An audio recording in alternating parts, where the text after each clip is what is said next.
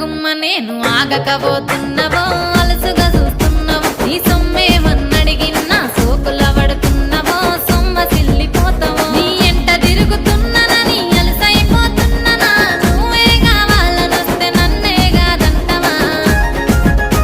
ఓ పిల్లగా ఓ పిల్లగా యహో పిల్లగా ఎంకటేశు చూడకపోతుంటవో కానకపోతుంటవో నా పిల్లగా ఎంకటేశు చూడకపోతుంటవో కానకపోతుంటవో